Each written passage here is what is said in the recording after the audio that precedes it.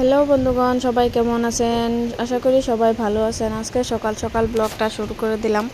আজকে হচ্ছে সকালে রান্না করব খুদের ভাত, চাপা শুটকি ভর্তা এবং অমলেট। তো হাজব্যান্ড বলছে কালকে থেকে স্কুল খোলা, তো খুদের ভাত খেতে পারবো না, আজকে একটু করে দাও। তাই ভাবলাম করেই ফেলি। তো এখানে হচ্ছে আমি চালগুলো ভালোভাবে ভেজে নিছি, অল্প একটু পেঁয়াজ গরম করে, তো কটা কাঁচা লঙ্কা কেটেও দিলাম, অল্প একটু হলুদের গুঁড়া, নুন দিয়ে ভালোভাবে ভেজে এবার গরম জল দিয়ে এবার ঢাকা দিয়ে দেব। তো আমার খুদের ভাতগুলো ফুটেই গেছে প্রায়। এবার আর একটু নাড়াচাড়া করে আমি ঢেকে দিব, একটু জিরা গুঁড়া দিব, দিয়ে আবারও 5 মিনিটের জন্য কম আঁচের মধ্যে বসিয়ে রাখবো। আরেকদিকে আমি অমলেট বানাবো, তার জন্য সবগুলো মশলা দিয়ে রেডি করে নিয়েছি। পেঁয়াজ, কাঁচা লঙ্কা, নুন, হলুদ, জিরে গুঁড়ো, অল্প একটু লঙ্কা গুঁড়ো দিব। আসলে ভাতের সাথে খাবো, তো একটু ঝাল না হলে ভালো লাগবে না।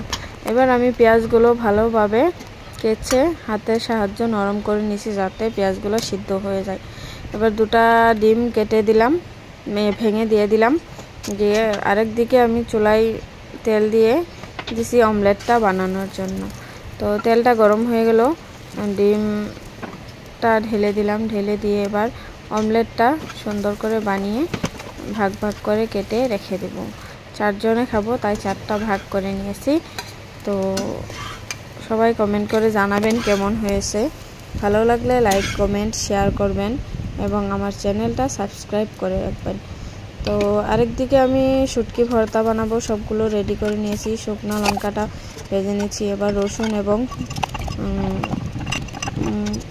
শুটকিগুলো ভেজে নিয়ে ভর্তাটা বানিয়ে নিলাম। এবার দেখেন আমি খাবারগুলো বেড়ে নিচ্ছি। এবার আমি সকালের নাস্তাটা এভাবেই একটু লেবু দিয়ে তো শুকনো লঙ্কা দিয়ে খেয়ে নিলাম। তো এদিকে আমি খেয়ে দিয়ে চলে গেছিলাম আমার ফুফুর বাড়িতে। এটা হচ্ছে আমার ফুফাতো ভাইয়ের বাড়ি। দেখেন বাড়িটা কেমন, সবাই কমেন্ট করে জানাবেন। আরেকদিকে ওখান থেকে এসে আবারও দুপুরে রান্নাবান্না বসিয়ে দিলাম। আজকে হচ্ছে দুপুরে রান্না করব, অল্প একটু মাছ ছিল ফ্রিজে, সেটাই বের করে নিয়েছি। মাছটা ভুনা করব আর উচ্ছে ভাজা করব। তো উচ্ছে ভাজাটা আমার মুচমুচে করে করতে হয়, না হলে আমার হাজব্যান্ড খেতে চায় না, ওনার নাকি তিতো লাগে। আমি আবার খেতে পারি, আমার খুব ভালো লাগে উচ্ছে ভাজাগুলো। তো এদিকে আমি উচ্ছে ভাজাটা বসিয়ে দিলাম। তো উচ্ছে ভাজা একবার নাড়াচাড়া করে নিয়েছি। আর একদিকে আমার মাছ ভুনাটা হয়ে গেছে। কালারটা কেমন হয়েছে কমেন্টে জানাবেন। আমরা বেশি ঝাল খাই না, কাঁচা লঙ্কা কেটে দিয়েছি।